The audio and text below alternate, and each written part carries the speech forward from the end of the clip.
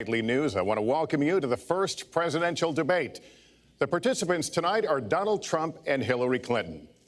This debate is sponsored by the Commission on Presidential Debates, a nonpartisan, nonprofit organization. The commission drafted tonight's format, and the rules have been agreed to by the campaigns.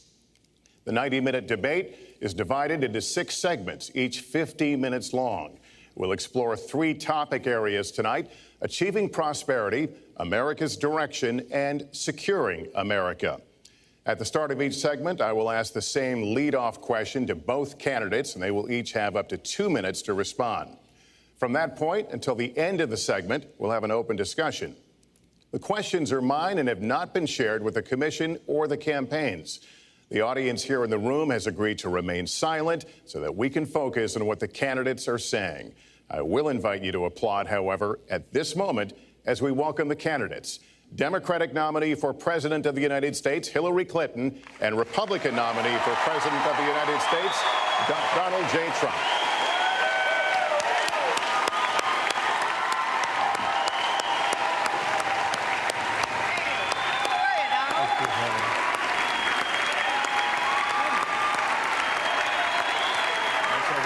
Good luck to you. Mr. Trump, good luck to you.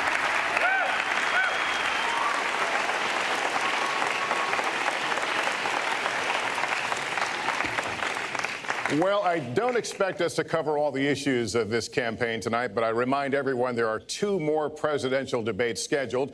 We are going to focus on many of the issues that voters tell us are most important, and we're going to press for specifics. I am honored to have this role, but this evening belongs to the candidates and just as important to the American people. Candidates, we look forward to hearing you articulate your policies and your positions, as well as your visions and your values. So, let's begin. We're calling this opening segment Achieving Prosperity, and central to that is jobs.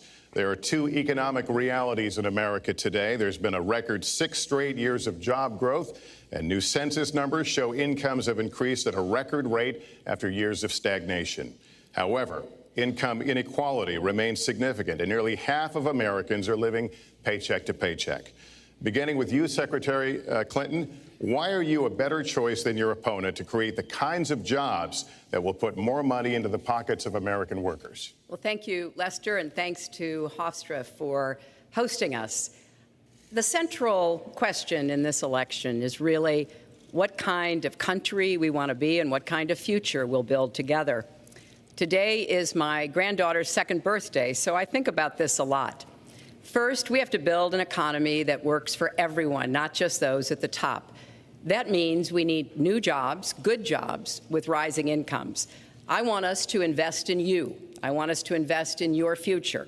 That means jobs in infrastructure, in advanced manufacturing, in innovation and technology, clean renewable energy, and small business, because most of the new jobs will come from small business.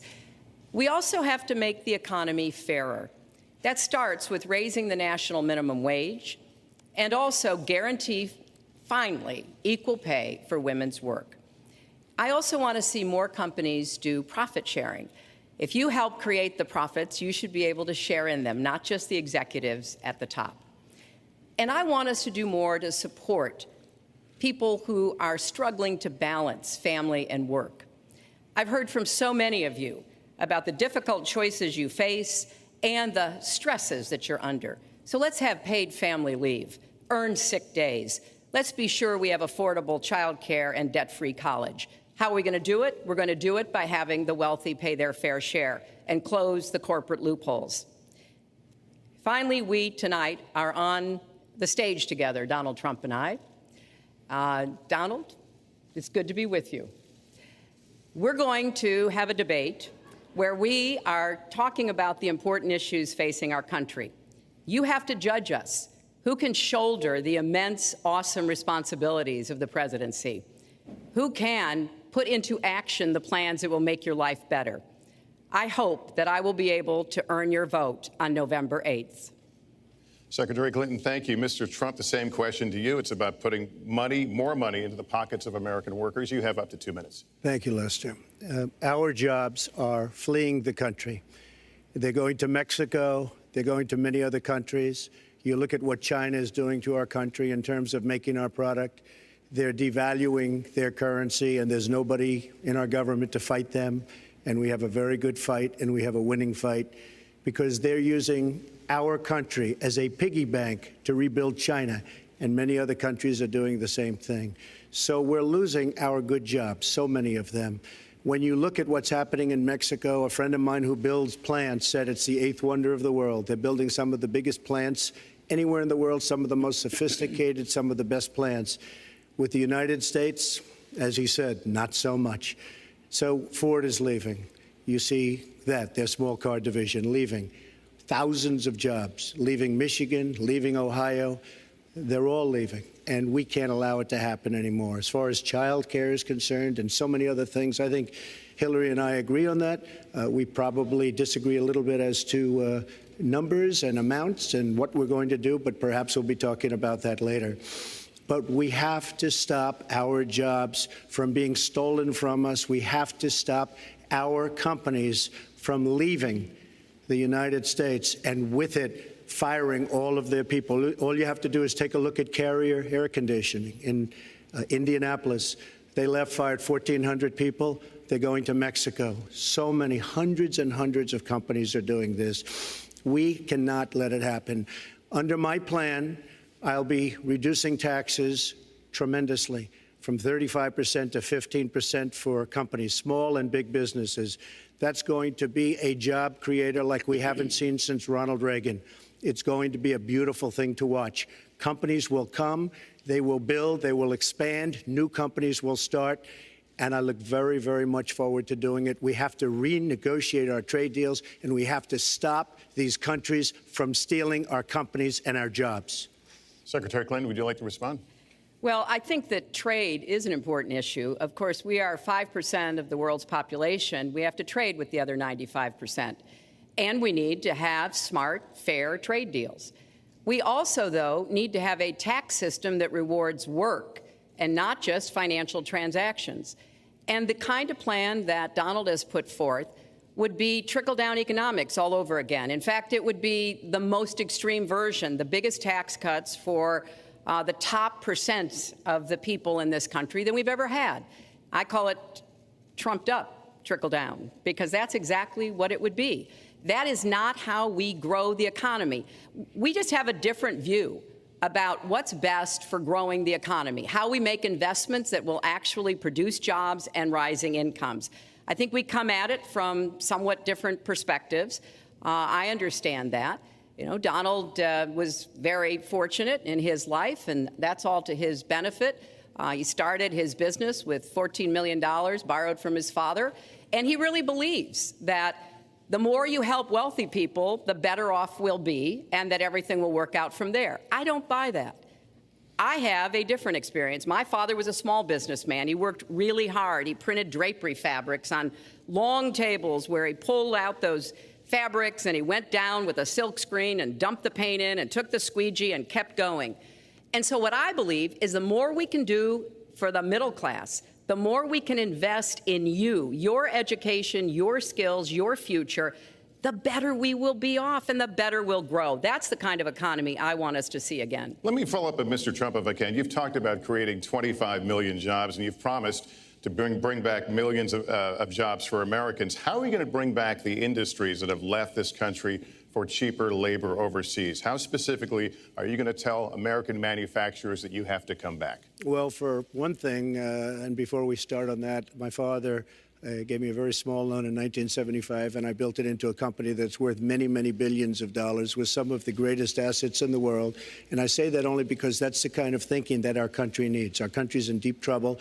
We don't know what we're doing when it comes to devaluations, and all of these countries all over the world, especially China, they're the best ever at it. What they're doing to us is a very, very sad thing. So we have to do that. We have to renegotiate our trade deals. And Lester, they're taking our jobs, they're giving incentives, they're doing things that, frankly, we don't do. Let me give you the example of Mexico. They have a VAT tax. We're in a different system.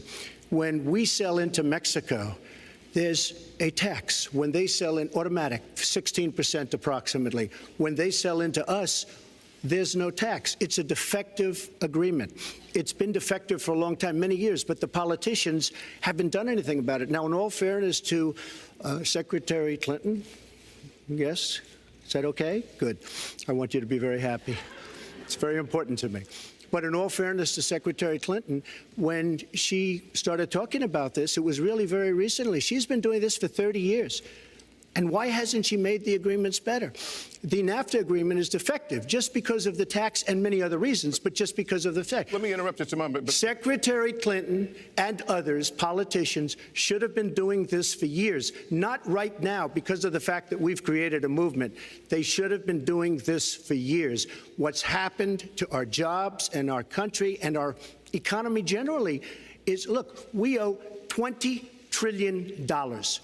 We cannot do it any longer, Lester. Back to the question, though, how do you specifically bring back jobs? American manufacturers, how do you make them bring the jobs back? Well, the first thing you do is don't let the jobs leave. The companies are leaving. I could name, there are thousands of them. They're leaving, and they're leaving in bigger numbers than ever.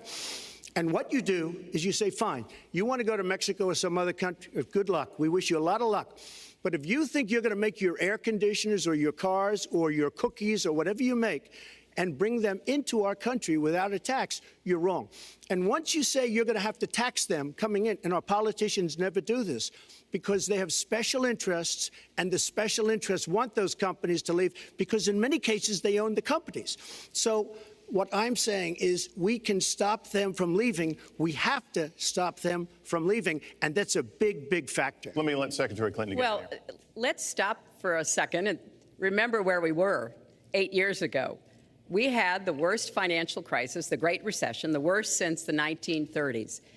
That was in large part because of tax policies that slashed taxes on the wealthy, failed to invest in the middle class, took their eyes off of Wall Street, and created a perfect storm. In fact, Donald was one of the people who rooted for the housing crisis.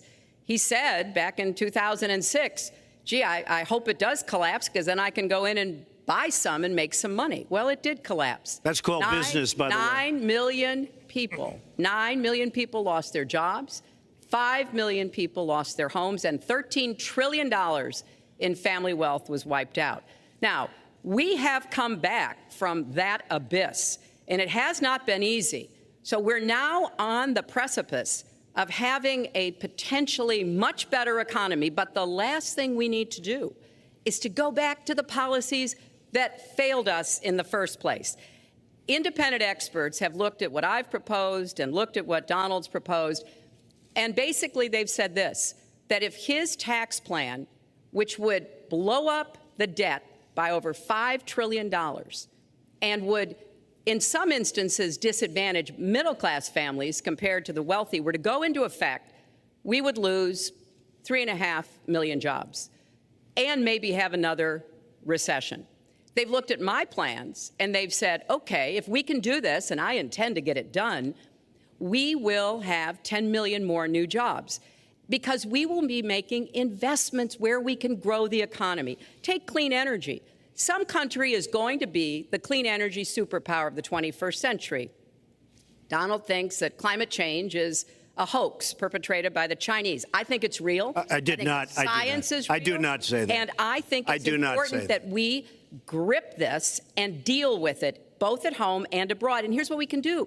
We can deploy 500 million more solar panels. We can have enough clean energy to power every home. We can build a new modern electric grid. That's a lot of jobs. That's a lot of new economic activity. So I've tried to be very specific about what we can and should do, and I am determined that we're going to get the economy really moving again, building on the progress we've made over the last 8 years, but never going back to what got us in trouble in the first place. Mr. Trump. She talks about solar panels. We invested in a solar company, our country. That was a disaster. They lost plenty of money on that one. Now, look, I'm a great believer in all forms of energy, but we're putting a lot of people out of work. Our energy policies are a disaster.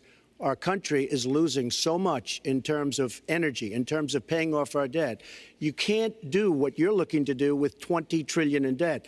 The Obama administration, from the time they've come in, is over 230 years worth of debt, and he's topped it. He's doubled it in a course of almost 8 years, 7.5 years to be semi-exact. So I will tell you this, we have to do a much better job at keeping our jobs. And we have to do a much better job at giving companies incentive to build new companies or to expand, because they're not doing it. And all you have to do is look at Michigan and look at Ohio and look at all of these places where so many of their jobs and their companies are just leaving. They're gone. And Hillary, I just ask you this. You've been doing this for 30 years. Why are you just thinking about these solutions right now? For 30 years you've been doing it, and now you're just starting to think of solutions. Well, actually, I will bring back jobs. You can't bring back jobs. Well, actually, I have thought about this quite a bit. Yeah, for 30 years. I have, well, not quite that long. I think my husband did a pretty good job in the 1990s. I think a lot about what worked and how we can make it work again. Well, he approved 3 million NAFTA. new jobs, he approved a balanced NAFTA, budget, which is the single worst trade deal ever approved in this country. Incomes went up for everybody. Manufacturing jobs went up also in the 1990s, if we're actually going to look at the facts. When I was in the Senate, I had a number of trade deals that came before me, and I held them all to the same test. Will they create jobs in America? Will they raise incomes in America? And are they good for our national security? Some of them I voted for. The biggest one, a multinational one known as CAFTA, I voted against. And because I hold the same standards as I look at all of these trade deals. But let's not assume that trade is the only challenge we have in the economy. I think it is a part of it, and I've said what I'm going to do. I'm going to have a special prosecutor. We're going to enforce the trade deals we have, and we're going to hold people accountable. When I was Secretary of State, we actually increased American exports globally 30%. We increased them to China 50%. So I know how to really work to get new jobs and to get exports that help to create more new jobs. Well, you haven't done it in 30 years or 26 years. Well, any number you I've want to been do. a senator, You Donald, haven't done it. And you haven't I done have it. been a And Secretary of State, and I have Your done husband signed a lot. NAFTA, which was one of the worst things that ever happened Well, to the that's your manufacturing opinion. industry. That is your You go to opinion. New England, you go to Ohio, Pennsylvania, you go anywhere you want, Secretary Clinton, and you will see devastation where manufacturing is down 30, 40, sometimes 50%. NAFTA is the worst trade deal maybe ever signed anywhere, but certainly ever signed in this country. And now you want to approve Trans-Pacific Partnership. You were totally in favor of it. Then you heard what I was saying, how bad it is, and you said, I can't win that debate. But you know that if you did win, you would approve that, and that will be almost as bad as NAFTA. Nothing will ever top NAFTA. That is just not accurate. I was against it once it was finally negotiated and the terms were laid out. I wrote about that in... You called it the gold standard. Well, I hope... You called it the gold standard of trade deals. You said it's the finest deal you've ever seen. No. And then you heard what I said about it, and all of a sudden you were against it. Well, Donald, I know you live in your own reality, but that is not the facts. The facts are, I did say I hoped it would be a good deal, but when it was negotiated, which I was not responsible for, I concluded it wasn't. I wrote about that. So is it President Obama's fault? Is it President Obama's fault? Even announced. Look, there Secretary, are different, is it President Obama's fault? There are because he's pushing it. There are different views about what's good for our country, our economy, and our leadership in the world. And I think it's important to look at what we need to do to get the economy going again. That's why I said new jobs with rising incomes, investments, not in more tax cuts that would add $5 trillion to the debt. But you have no plan. Oh, I do. Secretary, in fact, you have no plan. A book about it. It's called Stronger Together. You can pick it up tomorrow. That's about all you... Folks, at the bookstore or at an airport near you. We're going to move to... But it's because I see this. We need to have strong growth, fair growth, sustained growth. We also have to look at how we help families balance the responsibilities at home and the responsibilities at business. So we have a very robust set of plans, and people who have looked at both of our plans have concluded that mine would create 10 million jobs and yours would lose us 3.5 million jobs and explode You are the going debt, to approve one of which the biggest would tax have cuts a in recession. history. You are going to approve one of the biggest tax increases in history. you are going to drive business out. Your regulations are a disaster, and you're going to increase regulations all over the place. And by the way, my tax cut is the biggest since Ronald Reagan. I'm very proud of it. It will create tremendous numbers of new jobs. But regulations, you are going to regulate these businesses out of existence. When I go around, Lester, I tell you this, I've been all over. And when I go around, despite the tax cut, the things that businesses and people like the most is the fact that I'm cutting regulation. You have regulations on top of regulations, and new companies cannot form, and old companies are going out of business, and you want to increase the regulations and make them even worse. I'm going to cut regulations, but I'm going to cut taxes big league, and you're going to raise taxes big league. End of story. Let me get you to pause right there, because we're going to move into the next segment. We're going to talk taxes. That can't be left Please to stand. Take 30 seconds. And then we're going to go on. I kind of assumed that there would be a lot of these charges and claims. And so we have taken the homepage of my website, HillaryClinton.com, and we've turned it into a fact checker. So if you want to see in real time what the facts are, please go and take a look. Because and take a look at mine also, and you'll see. Add a penny to the debt, and your plans would add $5 trillion to the debt. What I have proposed would cut regulations and streamline them for small businesses. What I have proposed would be paid for by raising taxes on the wealthy, because they have made all the gains in the economy. And I think it's time that the wealthy and corporations paid their fair share to support this country. Well, you just opened the next segment. Well, look, could I just finish? I think I should. I'm going to give you a chance right here. And you take a look at her website. She's going to raise taxes $1.3 trillion. Mr. Trump, and look at her website. You know what? It's no different than this. She's telling us how to fight ISIS. Just go to her website. She tells you how to fight ISIS on her website. I don't think General Douglas MacArthur would like that too much. The next segment, we're continuing the subject of... Well, at least I have a plan to fight ISIS. No, you're telling the enemy everything you want to do. No, we're not. See, you're telling the enemy everything you want to do. No wonder you've been fighting ISIS your entire adult life. Folks, go to the fact checkers, get to work. You are unpacking a lot here, and we're still on the issue of achieving prosperity.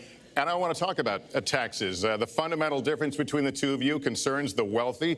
Secretary Clinton, you're calling for a tax increase in the wealthiest Americans. I'd like you to further defend that. And Mr. Trump, you're calling for tax cuts for the wealthy. I'd like you to defend that. And this next 2-minute answer goes to you, Mr. Trump. Well, I'm really calling for major jobs, because the wealthy are going to create tremendous jobs. They're going to expand their companies. They're going to do a tremendous job. I'm getting rid of the carried interest provision. And if you really look, it's not a tax. It's really not a great thing for the wealthy. It's a great thing for the middle class. It's a great thing for companies to expand. And when these people are going to put billions and billions of dollars into companies, and when they're going to bring $2.5 trillion back from overseas, where they can't bring the money back because politicians like Secretary Clinton won't allow them to bring the money back because the taxes are so onerous and the bureaucratic red tape. So what is so bad? So what they're doing is they're leaving our country, and they're, believe it or not, leaving because taxes are too high and because some of them have lots of money outside of our country, and instead of bringing it back and putting the money to work because they can't work out a deal to, and everybody agrees it should be brought back, instead of that, they're leaving our country to get their money because they can't bring their money back into our country because of bureaucratic red tape, because they can't get together, because we have a president that can't sit them around a table and get them to approve something. And here's the thing. Republicans and Democrats agree that this should be done. $2.5 trillion. I happen to think it's double that. It's probably $5 trillion that we can't bring into our country, Lester. And with a little leadership, you'd get it in here very quickly, and it could be put to use on the inner cities and lots of other things, and it would be beautiful. But we have no leadership.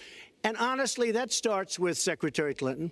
All right, you have 2 minutes on the same question to defend tax increases on the wealthiest Americans, Secretary Clinton. I have a feeling that by the end of this evening, I'm going to be blamed for everything that's ever happened. Why not? Why not? Yeah, why not? Just join the debate by saying more crazy things. Now, Let me say there's nothing crazy about not letting our companies bring their money back into their country. This is Secretary Clinton's 2 minutes, please. Yeah, well, let's start the clock again, Lester. We've looked at your tax proposals. I don't see changes in the corporate tax rates or the kinds of proposals you're referring to that would cause the repatriation, bringing back of money that's stranded overseas. I happen to support that. I happen to support that in a way that will actually work to our benefit. But when I look at what you have proposed, you have what is called now the Trump loophole, because it would so advantage you and the business you do. You've proposed an approach that has a $4 billion tax benefit for your family. And when you look at what you are proposing, how much for my family? It is, Lester, as I said, trumped up trickle down. Trickle down did not work. It got us into the mess we were in 2008 and 9. Slashing taxes on the wealthy hasn't worked. And a lot of really smart, wealthy people know that. And they are saying, hey, we need to do more to make the contributions we should be making to rebuild the middle class. I don't think top-down works in America. I think building the middle class, investing in the middle class, making college debt-free so more young people can get their education, helping people refinance their debt from college at a lower rate. Those are the kinds of things that will really boost the economy. Broad-based, inclusive growth is what we need in America, not more advantages for people at the very top. Mr. Trump, typical politician, all talk, no action, sounds good, doesn't work, never going to happen. Our country is suffering because people like Secretary Clinton have made such bad decisions in terms of our jobs and in terms of what's going on. Now, look, we have the worst revival of an economy since the Great Depression. And believe me, we're in a bubble right now. And the only thing that looks good is the stock market. But if you raise interest rates even a little bit, that's going to come crashing down. We are in a big, fat, ugly bubble. And we better be awfully careful. And we have a Fed that's doing political things. This Janet Yellen of the Fed is doing political by keeping the interest rates at this level. And believe me, the day Obama goes off and he leaves and he goes out to the golf course for the rest of his life to play golf, when they raise interest rates, you're going to see some very bad things happen because the Fed is not doing their job. The Fed is being more political than Secretary Clinton. Mr. Trump, we're talking about the burden that Americans have to pay, yet you have not released your tax returns. And the reason nominees have released their returns for decades is that voters will know if their potential president owes money to, who he owes it to, and any business conflicts. Don't Americans have a right to know if there are any conflicts of interest? I don't mind releasing. I'm under a routine audit, and it'll be released. And as soon as the audit's finished, it'll be released. But you will learn more about Donald Trump by going down to the federal elections, where I filed a 104-page, essentially financial statement of sorts, the forms that they have. It shows income. In fact, the income, I just looked today, the income is filed at $694 million for this past year. $694 million. If you would have told me I was going to make that 15 or 20 years ago, I would have been very surprised. But that's the kind of thinking that our country needs. When we have a country that's doing so badly, that's being ripped off by every single country in the world, it's the kind of thinking that our country needs because everybody, Lester, we have a trade deficit with all of the countries that we do business with of almost $800 billion a year. You know what that is? That means who's negotiating these trade deals? We have people that are political hacks negotiating our trade deals. The IRS has an audit of your taxes. You're perfectly free to release your taxes during an audit. And so the question, does the public's right to know outweigh your personal? Well, I told you, I will release them as soon as the audit. Look, I've been under audit almost for 15 years. I know a lot of wealthy people that have never been audited. I said, do you get audited? I get audited almost every year. And in a way, I should be complaining. I'm not even complaining. I don't mind it. It's almost become a way of life. I get audited by the IRS, but other people don't. I will say this. We have a situation in this country that has to be taken care of. I will release my tax returns against my lawyer's wishes when she releases her 33,000 emails that have been deleted. As soon as she releases them, I will release my tax returns, and that's against my lawyers. They say don't do it. I will tell you this. No, in fact, watching shows, reading the papers, almost every lawyer says you don't release your returns until the audit's complete. When the audit's complete, I'll do it. But I would go against them if she releases her email. So it's negotiable? It's not negotiable. No, let her release the email. Why did she delete 33,000? Well, I'll let her ask that, but let me just admonish the audience one more time. There was an agreement. We did ask you to be silent, so it would be helpful for us. Secretary Clinton. Well, I think you've just seen another example of bait and switch here. For 40 years, everyone running for president has released their tax returns. You can go and see nearly, I think, 39, 40 years of our tax returns, but everyone has done it. We know the IRS has made clear there is no prohibition on releasing it when you're under audit. So you've got to ask yourself, why won't he release his tax returns? And I think there may be a couple of reasons. First, maybe he's not as rich as he says he is. Second, maybe he's not as charitable as he claims to be. Third, we don't know all of his business dealings, but we have been told through investigative reporting that he owes about $650 million to Wall Street and foreign banks.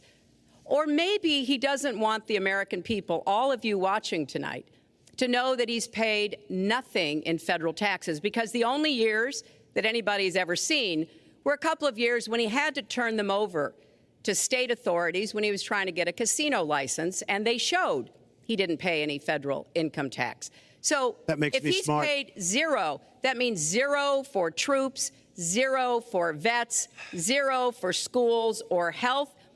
And I think probably he's not all that enthusiastic about having the rest of our country see what the real reasons are, because it must be something really important, even terrible, that he's trying to hide. And the financial disclosure statement, they don't give you the tax rate. They don't give you all the details that tax returns would. And it just seems to me that this is something that the American people deserve to see. And I have no reason to believe that he's ever going to release his tax returns, because there's something he's hiding. And we'll guess. We'll keep guessing at what it might be that he's hiding. But I think the question is, were he ever to get near the White House, what would be those conflicts? Who does he owe money to? Well, he owes you the answers to that, and he should provide them. He also raised the issue of your emails. Do you want to respond to that? I do. You know, I made a mistake using a private email. That's for sure. And if I had to do it over again, I would obviously do it differently. But I'm not going to make any excuses. It was a mistake, and I take responsibility for that. Mr. Trump? That was more than a mistake. That was done purposely, okay? That was not a mistake. That was done purposely. When you have your staff taking the Fifth Amendment, taking the Fifth so they're not prosecuted, when you have the man that set up the illegal server taking the Fifth, I think it's disgraceful. And believe me, this country thinks it's disgraceful. It really thinks it's disgraceful also. As far as my tax returns, you don't learn that much from tax returns, that I can tell you. You learn a lot from financial disclosure, and you should go down and take a look at that. The other thing, I'm extremely underleveraged. The report that said 650, which, by the way, a lot of friends of mine that know my business said, boy, that's really not a lot of money. It's not a lot of money relative to what I had. The buildings that were in question, they said in the same report, which was actually wasn't even a bad story, to be honest with you, but the buildings are worth $3.9 billion. And the 650 isn't even on that. But it's not 650. It's much less than that. But I could give you a list of banks. I would, if that would help you, I would give you a list of banks. These are very fine institutions, very fine banks. I could do that very quickly. I am very underleveraged. I have a great company. I have a tremendous income. And the reason I say that is not in a braggadocious way. It's because it's about time that this country had somebody running it that has an idea about money. When we have $20 trillion in debt, and our country's a mess. You know, it's one thing to have $20 trillion in debt, and our roads are good, and our bridges are good, and everything's in great shape. Our airports are like from a third world country. You land at LaGuardia, you land at Kennedy, you land at LAX, you land at Newark, and you come in from Dubai and Qatar, and you see these incredible, you come in from China, you see these incredible airports, and you land, we've become a third world country. So the worst of all things has happened. We owe $20 trillion, and we're a mess. We haven't even started. And we've spent $6 trillion in the Middle East, according to a report that I just saw, whether it's 6 or 5, but it looks like it's 6. $6 trillion in the Middle East. We could have rebuilt our country twice, and it's really a shame. And it's politicians like Secretary Clinton that have caused this problem. Our country has tremendous problems. We're a debtor nation, we're a serious debtor nation, and we have a country that needs new roads, new tunnels, new bridges, new airports, new schools, new hospitals. And we don't have the money because it's been squandered on so many of your ideas. Let you and respond, maybe and we'll move to our because next. you haven't paid any federal income tax for a lot of years. And the other thing I think is important It would be squandered too, believe me. If your main claim to be president of the United States is your business, then I think we should talk about that. You know, your campaign manager said that you built a lot of businesses on the backs of little guys. And indeed, I have met a lot of the people who were stiffed by you and your businesses, Donald. I've met dishwashers, painters, architects, glass installers, marble installers, drapery installers, like my dad was, who you refused to pay when they finished the work that you asked them to do. We have an architect in the audience who designed one of your clubhouses at one of your golf courses. It's a beautiful facility.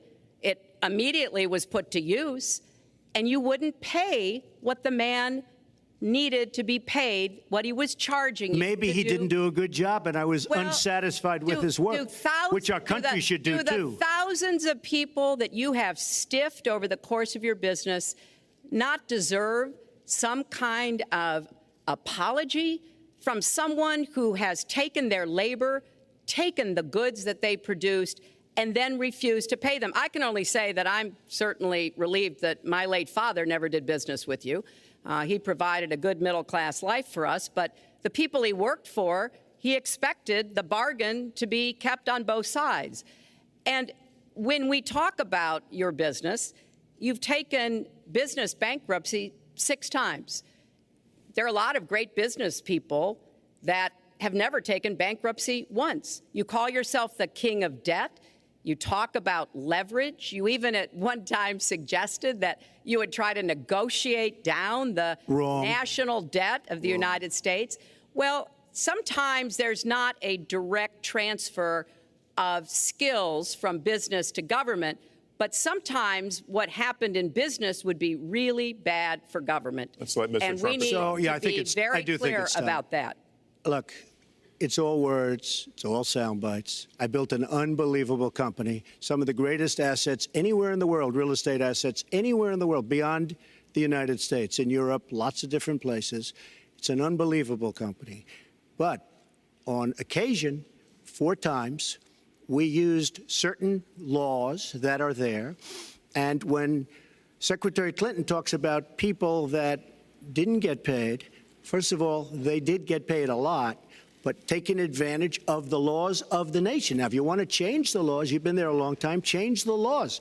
But I take advantage of the laws of the nation because I'm running a company. My obligation right now is to do well for myself, my family, my employees, for my companies. And that's what I do. But what she doesn't say is the tens of thousands of people that are unbelievably happy and that love me. I'll give you an example. We're just opening up on Pennsylvania Avenue, right next to the White House. So if I don't get there one way, I'm going to get to Pennsylvania Avenue another. But we're opening the old post office. Under budget, ahead of schedule, saved tremendous money. I'm a year ahead of schedule. And that's what this country should be doing. We build roads and they cost 2 and 3 and 4 times what they're supposed to cost. We buy products for our military and they come in at costs that are so far above what they were supposed to be because we don't have people that know what they're doing. When we look at the budget is bad to a large extent because we have people that have no idea as to what to do and how to buy. The Trump International is way under budget and way ahead of schedule, and we should be able to do that for our country. Well, we're well behind schedule, so I want to move to our next segment. We move into our next segment talking about America's direction, and let's start by talking about race. The share of Americans who say race relations are bad in this country is the highest it's been in decades, much of it amplified by shootings of African Americans by police, as we've seen recently in Charlotte and Tulsa. Race has been a big issue in this campaign, and one of you is going to have to bridge a very wide and bitter gap. So how do you heal the divide? Secretary Clinton, you get 2 minutes on this. Well, you're right. Race remains a significant challenge in our country. Unfortunately, race still determines too much, often determines where people live, determines what kind of education in their public schools they can get, and yes, it determines how they're treated in the criminal justice system. We've just seen those 2 tragic examples in both Tulsa and Charlotte. And we've got to do several things at the same time. We have to restore trust between communities and the police. We have to work to make sure that our police are using the best training, the best techniques, that they're well prepared to use force only when necessary. Everyone should be respected by the law, and everyone should respect the law. Right now, that's not the case in a lot of our neighborhoods. So I have, ever since the first day of my campaign, called for criminal justice reform. I've laid out a platform that I think would begin to remedy some of the problems we have in the criminal justice system. But we also have to recognize, in addition to the challenges that we face with policing, there are so many good, brave police officers who equally want reform. So we have to bring communities together in order to begin working on that as a mutual goal. And we've got to get guns out of the hands of people who should not have them. The gun epidemic is the leading cause of death of young African American men, more than the next 9 causes put together. So we have to do 2 things, as I said. We have to restore trust. We have to work with the police. We have to make sure they respect the communities and the communities respect them.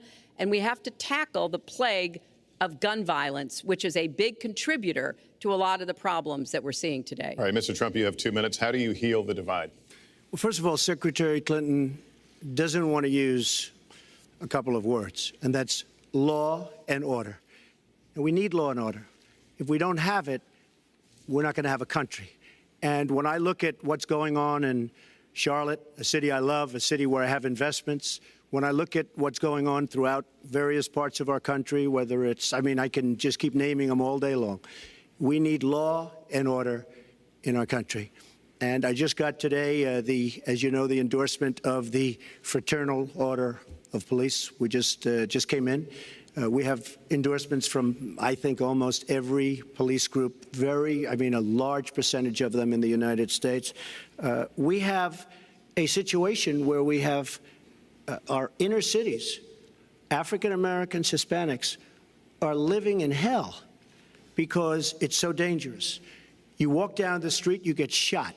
In Chicago, they've had thousands of shootings, thousands, since January 1st. Thousands of shootings. And I'm saying, where is this? Is this a war-torn country? What are we doing? And we have to stop the violence. We have to bring back law and order. In a place like Chicago, where thousands of people have been killed, thousands over the last number of years. In fact, almost 4,000 have been killed since Barack Obama became president. Almost 4,000 people in Chicago have been killed. We have to bring back law and order. Now, whether or not in a place like Chicago you do stop and frisk, which worked very well, Mayor Giuliani is here, it worked very well in New York. It brought the crime rate way down. but you take the gun away from criminals that shouldn't be having it. We have gangs roaming the street, and in many cases, they're illegally here, illegal immigrants, and they have guns, and they shoot people. And we have to be very strong, and we have to be very vigilant. We have to know what we're doing. Right now, our police, in many cases, are afraid to do anything. We have to protect our inner cities because African-American communities are being decimated by crime. Your 2 minutes has expired, but I do want to follow up. Stop and frisk was ruled unconstitutional in New York because it largely singled out Black and Hispanic young men. No, you're wrong. It went before a judge who was a very against police judge. It was taken away from her, and our mayor, our new mayor, refused to go forward with the case. They would have won an appeal. If you look at it throughout the country, there are many places where the argument is that it's a form of racial profiling. No, the argument is that we have to take the guns away from these people that have them and that are bad people that shouldn't have them. These are felons. These are people that are bad people that shouldn't be. When you have 3,000 shootings in Chicago from January 1st, when you have 4,000 people killed in Chicago by guns from the beginning of the presidency of Barack Obama, his hometown, you have to have stop and frisk. You need more police. You need a better community relation. You don't have good community relations in Chicago. It's terrible. I have property there. It's terrible what's going on in Chicago. But when you look, and Chicago's not the only, you go to Ferguson, you go to so many different places. You need better relationships. I agree with Secretary Clinton on this. You need better relationships between the communities and the police, because in some cases it's not good. But you look at Dallas, where the relationships were really studied. The relationships were really a beautiful thing. And then 5 police officers were killed one night very violently. So there's some bad things going on, some really bad things. Secretary Clinton, but we need, Lester, we need law and order. And we need law and order in the inner cities, because the people that are most affected by what's happening are African-American and Hispanic people. And it's very unfair to them what our politicians are allowing to happen. Secretary Clinton. Well, I've heard Donald say this at his rallies, and it's really unfortunate that he paints such a dire, negative picture of Black communities in our country. Oh. You know, the vibrancy of the Black church, the Black businesses that employ so many people, the opportunities that so many families are working to provide for their kids. There's a lot that we should be proud of and we should be supporting and lifting up. But we do always have to make sure we keep people safe. There are the right ways of doing it, and then there are ways that are ineffective. Stop and frisk was found to be unconstitutional, and in part because it was ineffective. It did not do what it needed to do. Now, I believe in community policing, and in fact, violent crime is 1/2 of what it was in 1991. Property crime is down 40%. We just don't want to see it creep back up. We've had 25 years of very good cooperation, but there were some problems, some unintended consequences. Too many young African-American and Latino men ended up in jail for nonviolent offenses, and it's just a fact that if you're a young African-American man and you do the same thing as a young white man, you are more likely to be arrested, charged, convicted, and incarcerated. So we've got to address the systemic racism in our criminal justice system. We cannot just say law and order. We have to say we have to come forward with a plan that is going to divert people from the criminal justice system, deal with mandatory minimum sentences, which have put too many people away for too long for doing too little. We need to have more second chance programs. I'm glad that we're ending private prisons in the federal system. I want to see them ended in the state system. You shouldn't have a profit motivation to fill prison cells with young Americans. So there are some positive ways we can work on this. And I believe strongly that common sense gun safety measures would assist us right now. And this is something Donald has supported along with the gun lobby. Right now, we've got too many military-style weapons on the streets. In a lot of places, our police are outgunned. We need comprehensive background checks, and we need to keep guns out of the hands of those who will do harm. And we finally need to pass a prohibition on anyone who's on the terrorist watch list from being able to buy a gun in our country. If you're too dangerous to fly, you are too dangerous to buy a gun. So there are things we can do, and we ought to do it in a bipartisan way. Secretary Clinton, last week you said we've got to do everything possible to improve policing, to go right at implicit bias. Do you believe that police are implicitly biased against black people? Lester, I think implicit bias is a problem for everyone, not just police. I think, unfortunately, too many of us in our great country jump to conclusions about each other. And therefore, I think we need all of us to be asking hard questions about, why am I feeling this way? But when it comes to policing, since it can have literally fatal consequences, I have said in my first budget we would put money into that budget to help us deal with implicit bias by retraining a lot of our police officers. I've met with a group of very distinguished, experienced police chiefs a few weeks ago. They admit it's an issue. They've got a lot of concerns. Mental health is one of the biggest concerns because now police are having to handle a lot of really difficult mental health problems on the street. They want support. They want more training. They want more assistance. And I think the federal government could be in a position where we would offer and provide that. I'd like to respond. Please. First of all, I agree, and a lot of people, even within my own party, want to give certain rights to people on watch lists and no-fly lists. I agree with you. When a person is on a watch list or a no-fly list, and I have the endorsement of the NRA, which I'm very proud of, these are very, very good people, and they're protecting the Second Amendment. But I think we have to look very strongly at no-fly lists and watch lists, and when people are on there, even if they shouldn't be on there, we'll help them legally, we'll help them get off.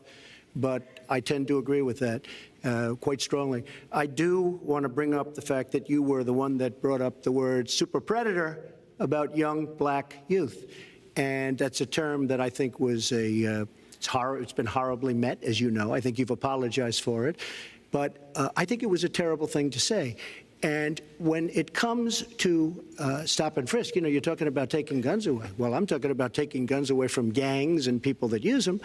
And I really don't think you disagree with me on this, if you want to know the truth. I think maybe there's a political reason why you can't say it, but I really don't believe. In New York City, stop and frisk, we had 2,200 murders, and stop and frisk brought it down to 500 murders. 500 murders is a lot of murders.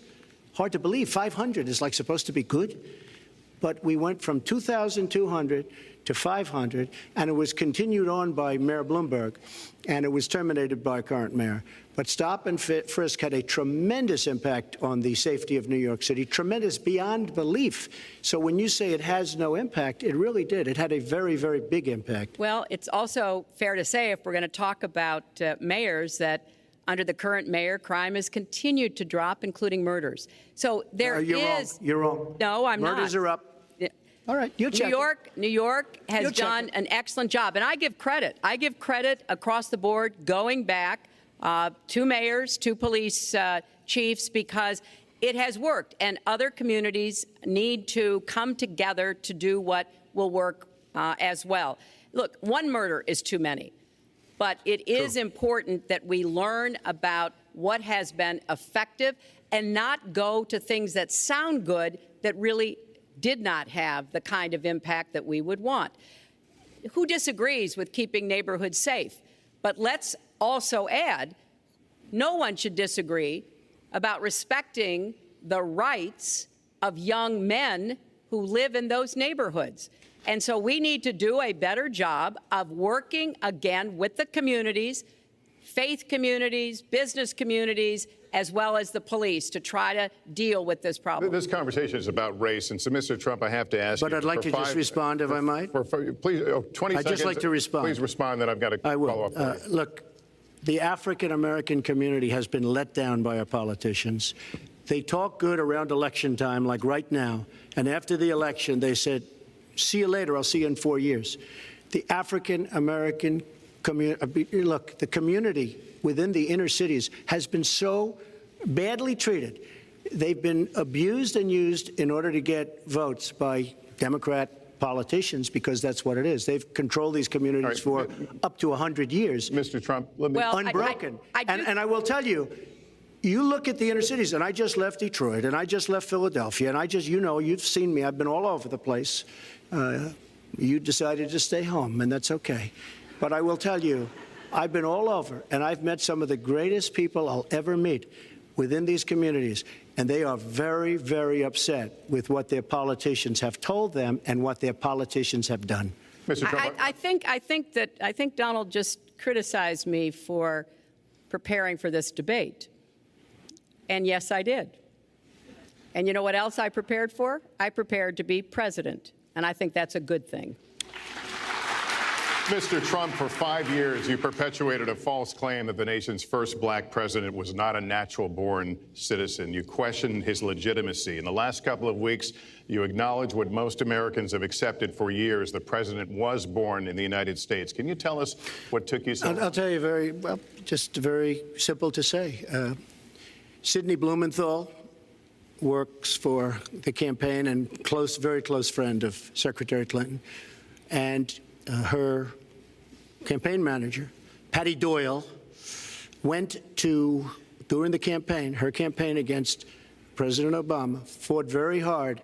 And you can go look it up and you can check it out. And if you look at CNN this past week, Patty Solis Doyle was on Wolf Blitzer saying that this happened.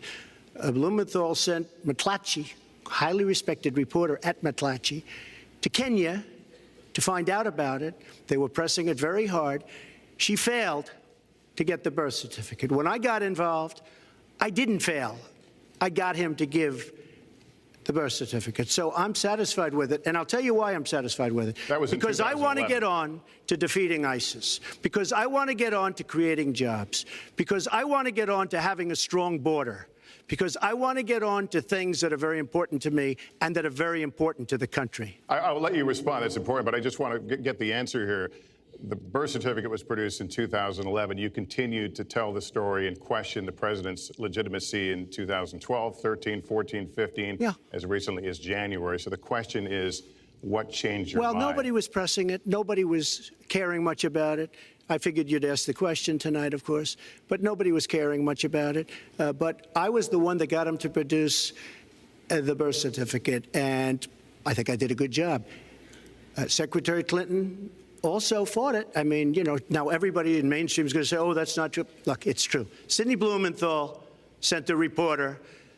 You just have to take a look at CNN last week, the interview with your former campaign manager, and she was involved. But just like she can't bring back jobs, she can't produce. I'm sorry, I'm just going to follow up, and I will let you respond to that because there's a lot there. But we're talking about racial healing in this segment. What do you say to Americans? Well, it was very, I say nothing. I say nothing because I was able to get him to produce it. He should have produced it a long time before. I say nothing. But let me just tell you, when you talk about healing, I think that I've developed very, very good relationships over the last little while with the African-American community. I think you can see that.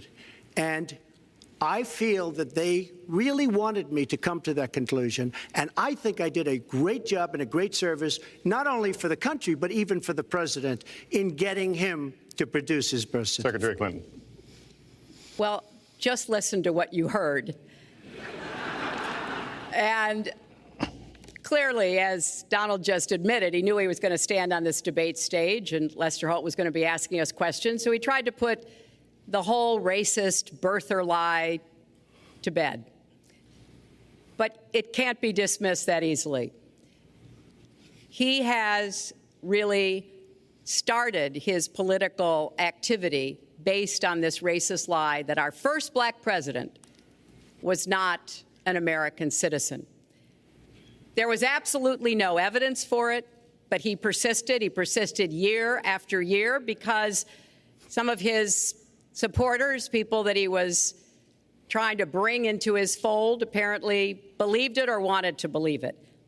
But remember, Donald started his career back in 1973 being sued by the Justice Department for racial discrimination because he would not rent apartments in one of his developments to African Americans, and he made sure that the people who worked for him understood that was the policy. He actually was sued twice by the Justice Department. So he has a long record of engaging in racist behavior. And the birther lie was a very hurtful one. You know, Barack Obama is a man of great dignity, and I could tell how much it bothered him and annoyed him that this was being touted and used against him. But I like to remember what Michelle Obama said in her amazing speech at our Democratic National Convention. When they go low, we go high.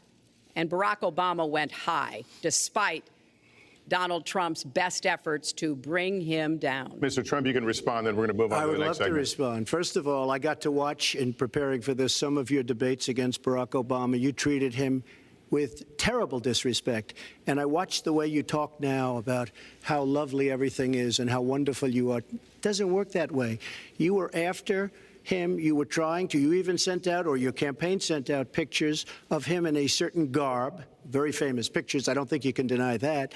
But just last week, your campaign manager said it was true. So when you try to act holier than thou, it really doesn't work. It really doesn't. Now, as far as the lawsuit, yes, when I was very young, I went into my father's company, had a real estate company in Brooklyn and Queens, and we, along with many, many other companies throughout the country, it was a federal lawsuit, were sued.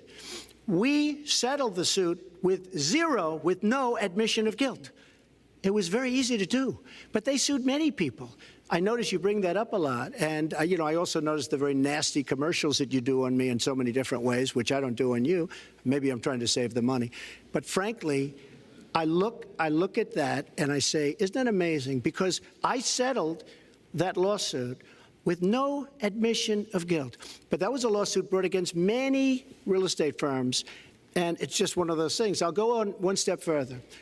In Palm Beach, Florida, tough community, a brilliant community, a wealthy community, probably the wealthiest community there is in the world. I opened a club and really got great credit for it. No discrimination against African Americans, against Muslims, against anybody. And it's a tremendously successful club, and I'm so glad I did it. And I have been given great credit for what I did, and I'm very, very proud of it. And that's the way I feel. That is the true way I feel. Our next segment is called Securing America. We want to start with a 21st century war happening every day in this country. Our institutions are under cyber attack, and our secrets are being stolen. So my question is, who's behind it, and how do we fight it? Secretary Clinton, this answer goes to you. Well, I think cybersecurity, cyber warfare will be one of the biggest challenges facing the next president, because clearly we're facing at this point two different kinds of adversaries. There are the independent hacking groups that do it mostly for commercial reasons, to try to steal information that they then can use to make money. But increasingly, we are seeing cyber attacks coming from states, organs of states. The most recent and troubling of these has been Russia.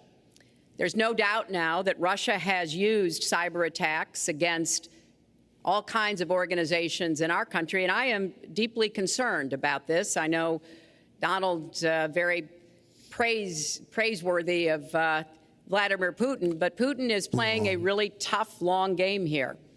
And one of the things he's done is to let loose cyber attackers to hack into government files, to hack into personal files, hack into the Democratic National Committee. And we recently have learned that, that this is one of their preferred methods of trying to wreak havoc and collect information. We need to make it very clear, whether it's Russia, China, Iran, or anybody else, the United States has much greater capacity And we are not going to sit idly by and permit state actors to go after our information, our private sector information or our public sector information. And we're going to have to make it clear that we don't want to use the kinds of tools that we have. We don't want to engage in a different kind of warfare, but we will defend the citizens of this country. And the Russians need to understand that.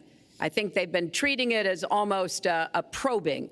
How far would we go? How much would we do? And that's why I was so shocked when Donald publicly invited Putin to hack into Americans.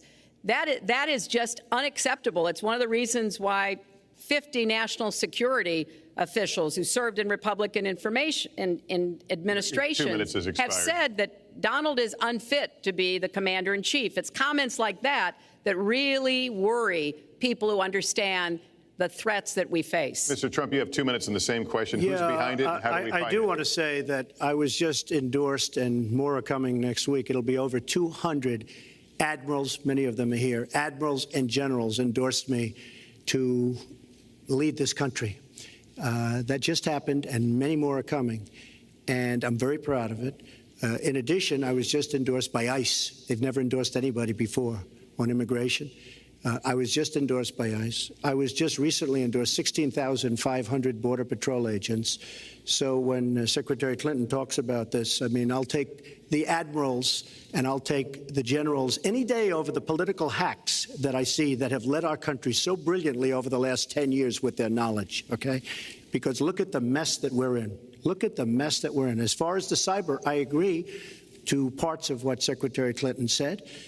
We should be better than anybody else, and perhaps we're not. I don't think anybody knows it was Russia that broke into the DNC. She's saying Russia, Russia, Russia, but maybe it was. I mean, it could be Russia, but it could also be China. It could also be lots of other people. It also could be somebody sitting on their bed that weighs 400 pounds, okay? You don't know who broke in to DNC, but what did we learn with DNC? We learned that Bernie Sanders was taken advantage of by your people, by Debbie Wasserman Schultz. Look what happened to her. But Bernie Sanders was taken advantage of. That's what we learned. Now, whether that was Russia, whether that was China, whether it was another country, we don't know. Because the truth is, under President Obama, we've lost control of things that we used to have control over.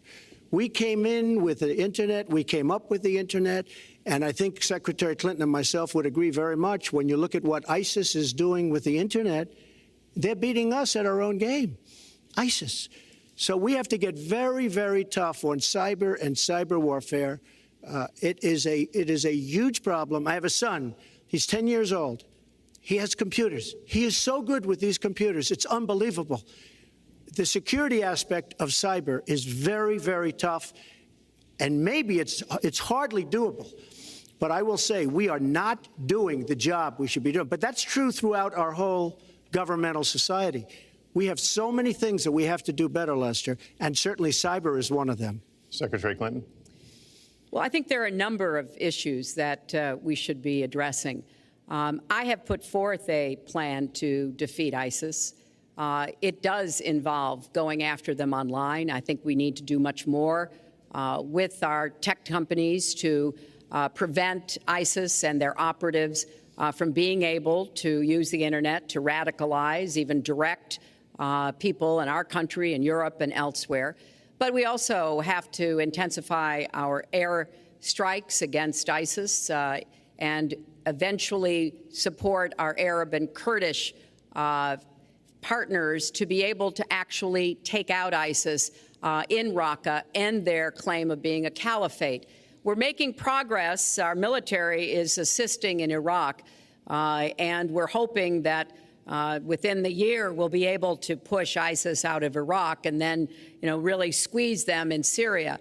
But we have to be cognizant of the fact that they've had foreign fighters coming to volunteer for them, foreign money, foreign weapons. So we have to make this the top priority, and I would also do everything possible to take out their leadership.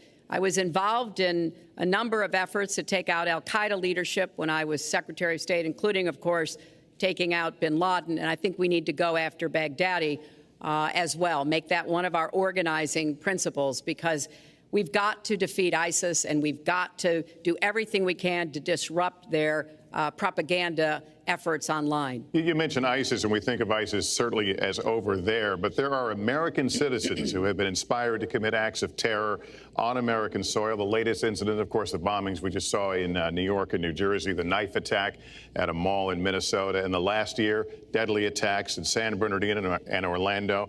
I'll ask this to both of you. Tell us specifically how you would prevent homegrown attacks by American citizens, Mr. Trump. Well, first I have to say one thing, very important. Secretary Clinton is talking about taking out ISIS. We will take out ISIS. Well, President Obama and Secretary Clinton created a vacuum the way they got out of Iraq, because they got out, they shouldn't have been in, but once they got in, the way they got out was a disaster, and ISIS was formed. So she talks about taking them out. She's been doing it a long time. She's been trying to take them out for a long time. But they wouldn't have even been formed if they left some troops behind, like 10,000 or maybe something more than that. And then you wouldn't have had them. Or, as I've been saying for a long time, and I think you'll agree because I said it to you once, had we taken the oil, and we should have taken the oil, ISIS would not have been able to form either, because the oil was their primary source of income.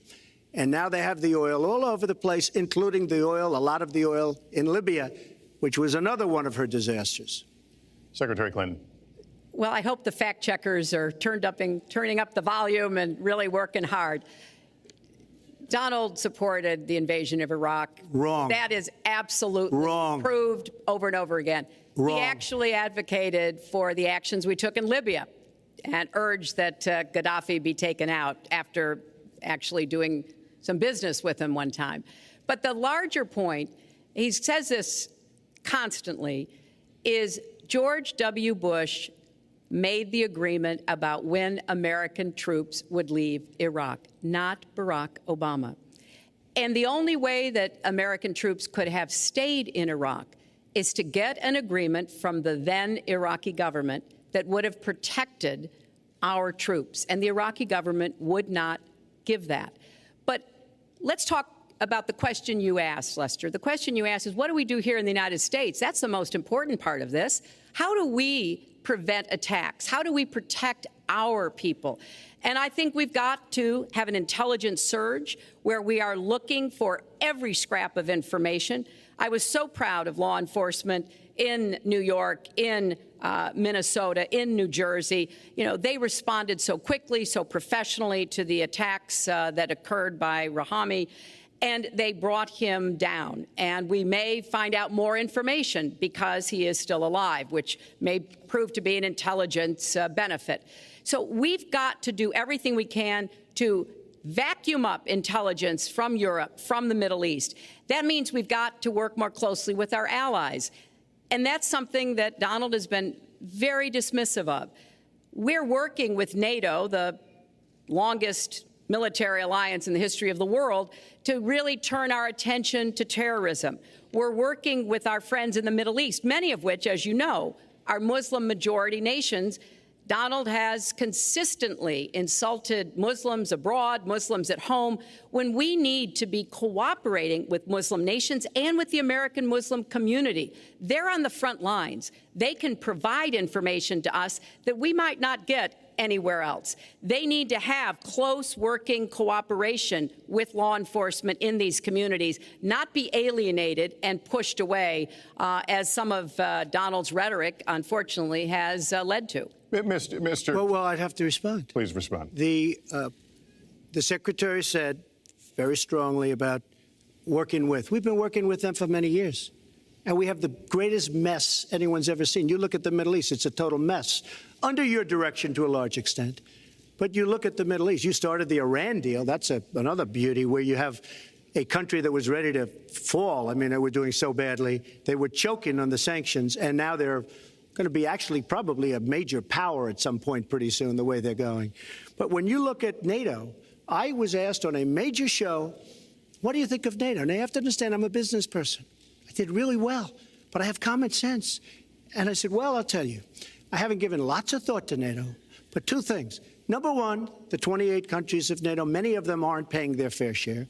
Number two, and that bothers me because we should be, yes, we're defending them and they should at least be paying us what they're supposed to be paying by treaty and contract. And number two, I said, and very strongly, NATO could be obsolete because, and I was very strong on this, and it was actually covered very accurately in the New York Times, which is unusual for the New York Times, to be honest. But I said they do not focus on terror. And I was very strong, and I said it numerous times. And about 4 months ago, I read on the front page of the Wall Street Journal that NATO is opening up a major terror division.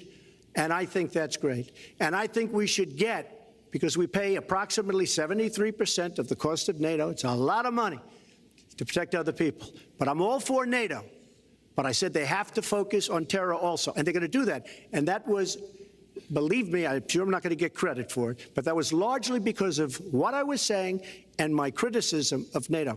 I think we have to get NATO to go into the Middle East with us in addition to surrounding nations, and we have to knock the hell out of ISIS, and we have to do it fast.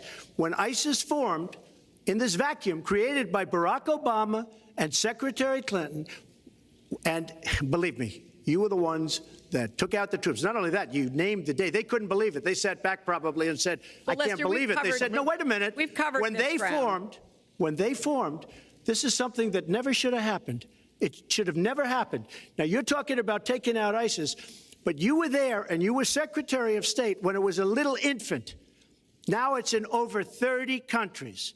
And you're going to stop them? I don't think so. Mr. Trump, a lot of these are judgment questions. You had supported the war in Iraq before the invasion. What makes your judgment? I did not support the war in Iraq. 2002. That is a mainstream media nonsense put out by her because she, frankly, I think the best person in her campaign is mainstream media. My question is, since you would you like to hear? Why is your war. Wait a minute. I was against the war in Iraq, just so you put it out. The record shows otherwise. The record does not show that. Why is your judgment? The record shows that I'm right. When I did an interview with Howard Stern, very lightly, first time anyone's asked me that, I said, very lightly, I don't know, maybe, who knows, essentially. I then did an interview with Neil Cavuto. We talked about the economy is more important. I then spoke to Sean Hannity, which everybody refuses to call Sean Hannity.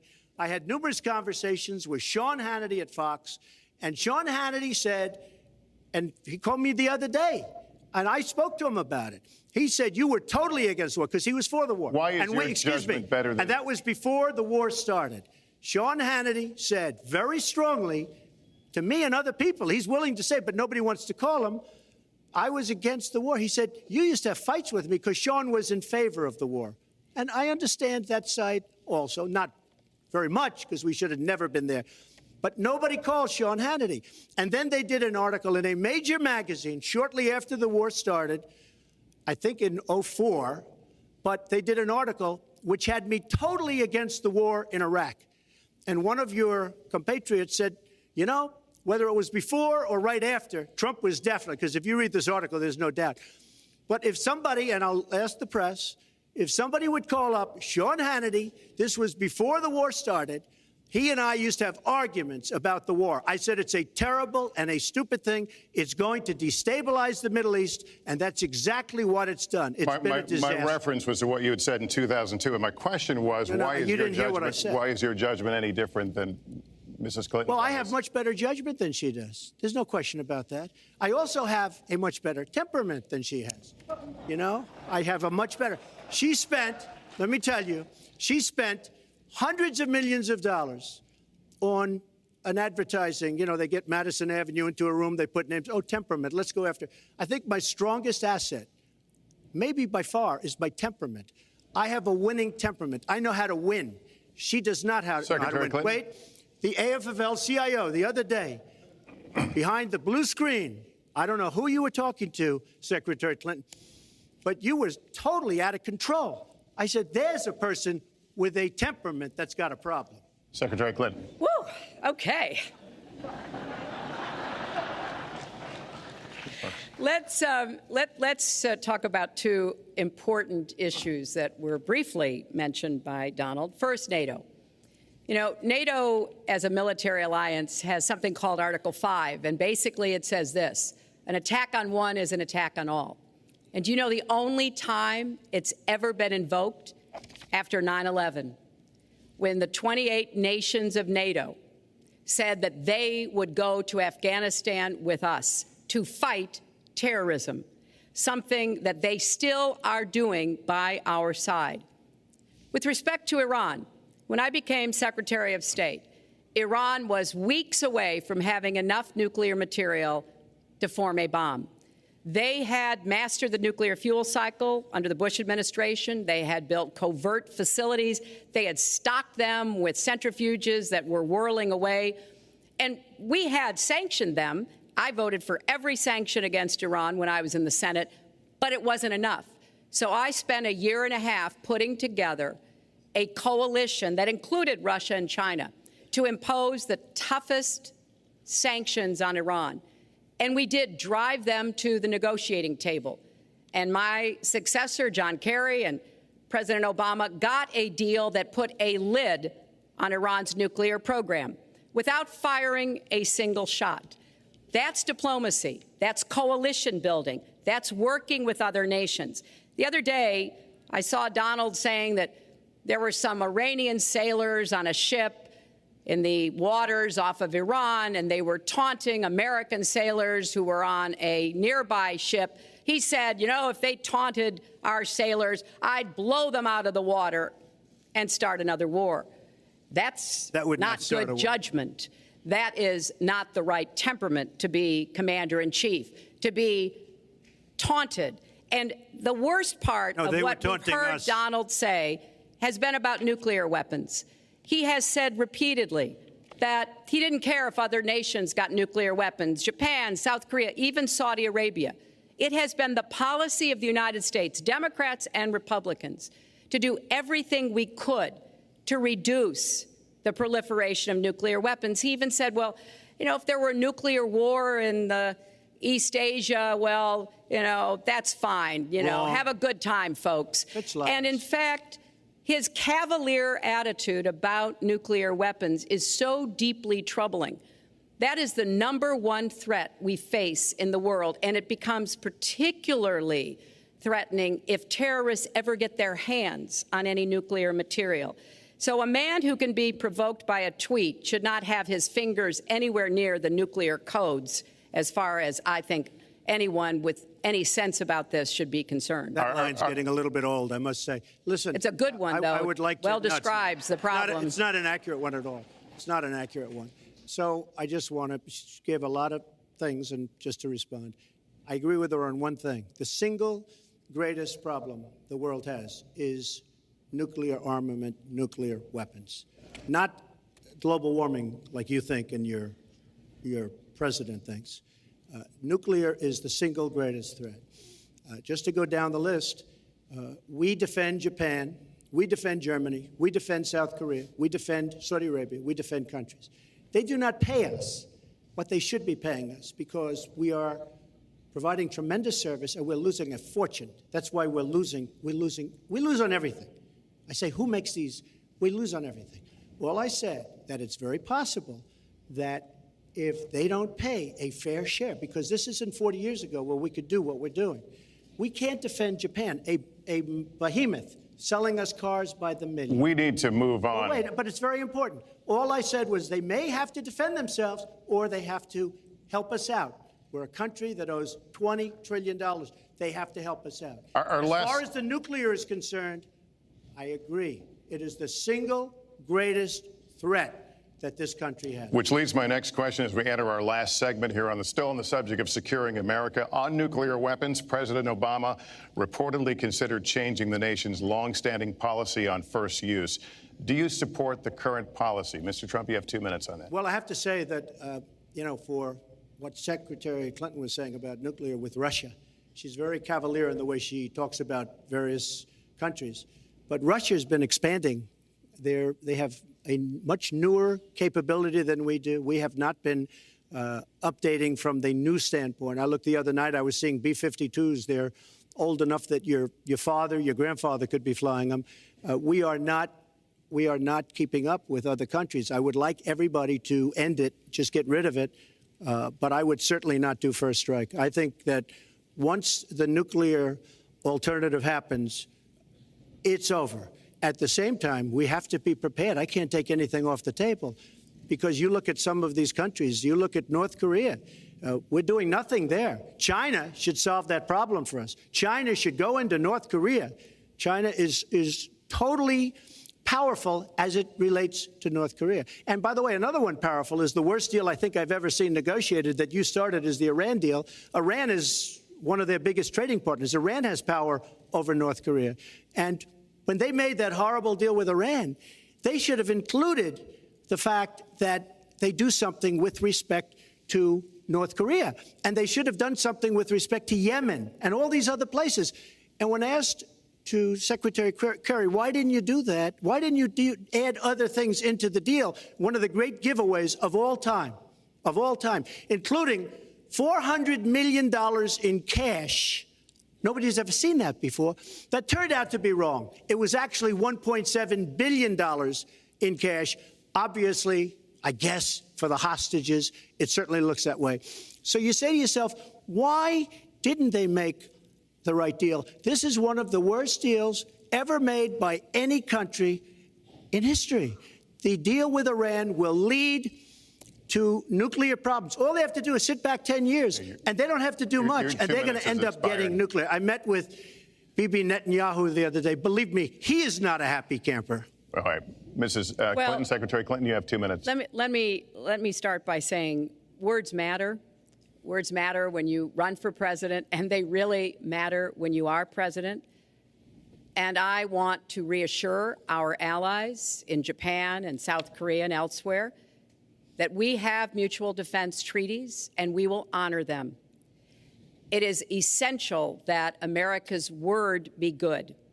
And so I know that this campaign has caused some questioning and some worries on the part of many leaders across the globe. I've talked with a number of them. But I want to, on behalf of myself, and I think on behalf of a majority of the American people, say that, our word is good. It's also important that we look at the entire global situation. There's no doubt that we have other problems with Iran, but personally, I'd rather deal with the other problems having put that lid on their nuclear program than still to be facing that. And Donald never tells you what he would do. Would he have started a war? Would he have bombed Iran? If he's going to criticize a deal that has been very successful in giving us access to Iranian facilities that we never had before, then he should tell us what his alternative would be. But it's like his plan to defeat ISIS. He says it's a secret plan, but the only secret is that he has no plan. So we need to be more precise in how we talk about these issues. People around the world follow our presidential campaigns so closely, trying to get hints about what we will do. Can they rely on us? Are we going to lead the world with strength and in accordance with our values? That's what I intend to do. I intend to be a leader of our country that people can count on, both here at home and around the world, to make decisions that will further peace and prosperity, but also stand up to bullies, whether they're abroad or at home. We cannot let those who would try to destabilize the world, to interfere with American interests and security, to be given any opportunities at all. Is expired. Let's do one thing I'd like to say. Very quickly. I will go very quickly, but I will tell you that Hillary will tell you to go to her website and read all about how to defeat ISIS, which she could have defeated by never having it, get going in the first place. Right now, it's getting tougher and tougher to defeat them because they're in more and more places, more and more states, more and more nations. Mr. Trump. And it's a big problem. And as far as Japan is concerned, I want to help all of our allies. But we are losing billions and billions of dollars. We cannot be the policeman of the world. We cannot protect countries all over the world where they're not paying us what we need. We have just a few final questions. She doesn't say that because she's got no business ability. We need heart. We need a lot of things. But you have to have some basic ability. And sadly, she doesn't have that. All of the things that she's talking about could have been taken care of during the last 10 years, let's say, while she had great power, but they weren't taken care of. And if she ever wins this race, they won't be taken care of. Mr. Trump, this year, Secretary Clinton became the first woman nominated for president by a major party. Earlier this month, you said she doesn't have, quote, a presidential look. She's standing here right now. What did you mean by that? She doesn't have the look. She doesn't have the stamina. I said she doesn't have the stamina. And I don't believe she does have the stamina. To be president of this country, you need tremendous stamina. The quote was, I just don't think she has a presidential look. Wait a minute, unless you asked me a question. Did you ask me a question? You have to be able to negotiate our trade deals. You have to be able to negotiate, that's right, with Japan, with Saudi Arabia. I mean, can you imagine we're defending Saudi Arabia, and with all of the money they have, we're defending them and they're not paying? All you have to do is speak to them. Wait, you have so many different things you have to be able to do, and I don't believe that Hillary has the stamina. Let's let her respond. Well, as soon as he travels to 112 countries and negotiates a peace deal, a ceasefire, a release of dissidents, and the polls come in today, and with all of that money, over $200 million is spent, and I'm either winning or tied, and I've spent practically nothing. One of you will not win this election. So my final question to you tonight, are you willing to accept the outcome as the will of the voters? Secretary Clinton? Well, I support our democracy, and sometimes you win, sometimes you lose, but I certainly will support the outcome of this election. And I know Donald's trying very hard to plant doubts about it, but I hope the people out there understand this election's really up to you. It's not about us so much as it is about you and your families and the kind of country and future you want. So I sure hope you will get out and vote as though your future depended on it, because I think it does. Mr. Trump, very quickly, the same question. Will you accept the outcome as the will of the voters? I want to make America great again. We are a nation that is seriously troubled. We're losing our jobs. People are pouring into our country. The other day, we were deporting 800 people, and perhaps they passed the wrong button, they pressed the wrong button, or perhaps, worse than that, it was corruption. But these people that we were going to deport for good reason ended up becoming citizens. And it was 800, and now it turns out it might be 1,800, and they don't even know. Will you accept the outcome of the election? I want to make America great again. I'm going to be able to do it. I don't believe Hillary will. The answer is, if she wins, I will absolutely support her. All right. Well, that is going to do it for us. That concludes our debate for this evening. A spirited one. We covered a lot of ground. Not everything, as I suspected we would. The next presidential debates are scheduled for October 9th at Washington University in St. Louis and October 19th at the University of Nevada, Las Vegas. The conversation will continue. A reminder, the vice presidential debate is scheduled for October 4th at Longwood University in Farmville, Virginia. My thanks to Hillary Clinton and to Donald Trump and to Hofstra University for hosting us tonight. Good night, everyone.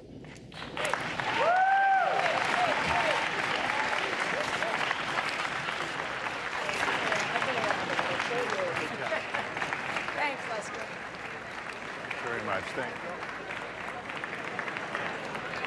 Let's take a shot. Go, Donald!